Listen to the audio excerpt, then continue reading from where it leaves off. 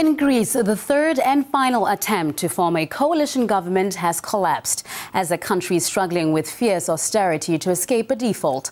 Party leaders are scheduled to meet with the president today in a final effort to avoid a new election. The Eurozone's future is growing more uncertain, but Germany says the euro will survive with or without Greece. For more, we are now joined by Margaret Bugenrief, a partner with crisis management firm ACM Partners. Thank you so much for joining us here live on our team. Now, what do you make of Germany's confidence that the Eurozone will survive even if Greece pulls out?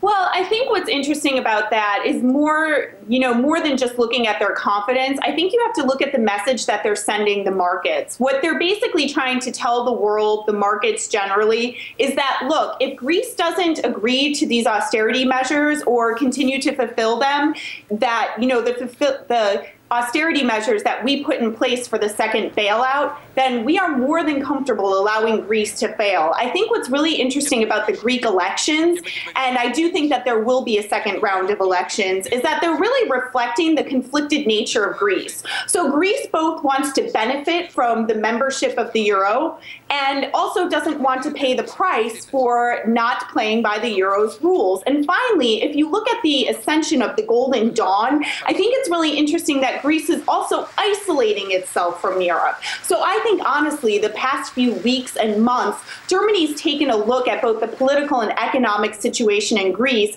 and really helped create a plan that would allow the euro to say goodbye to Greece. So why is Brussels putting so much effort into saving Greece then? Are Europeans outside of Greece paying for the price for that?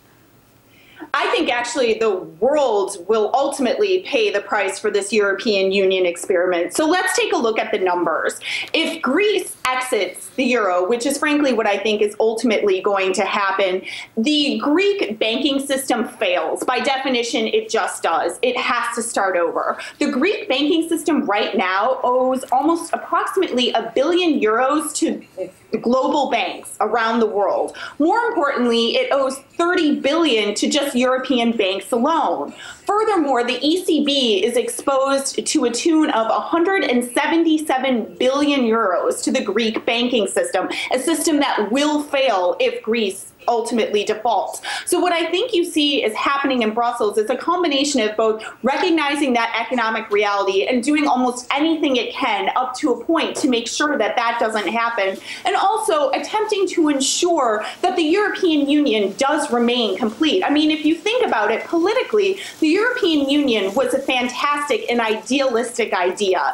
And so while I think Brussels is definitely approaching this from an economic point of view, that this will default in Greece will ripple across both the Eurozone and the global economy, I think it's also attempting just politically to save this mess.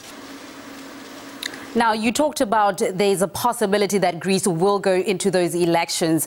And we know that tension is growing with the country as far as, trying to put together a government that actually works. What do you think a new election may bring, if that even happens? And how close is Greece to a default and to leaving the euro? What would happen to Greece then?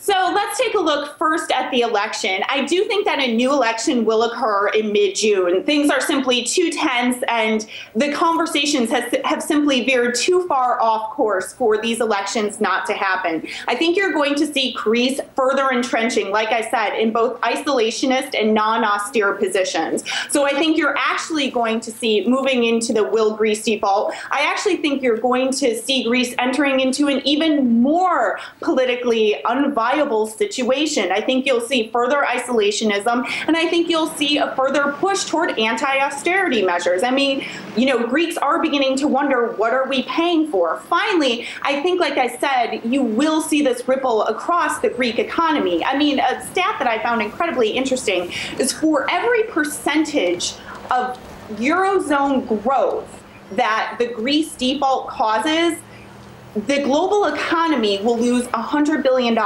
in value, meaning 100 billion euros in growth. I think what's really interesting about that is that it's not just the Eurozone that needs to be concerned about what's going on in Greece. I think the entire world does. Okay, Margaret Bugenrif, we're going to have to leave it right there. Thank you so much for your point of view right there on the Greece crisis.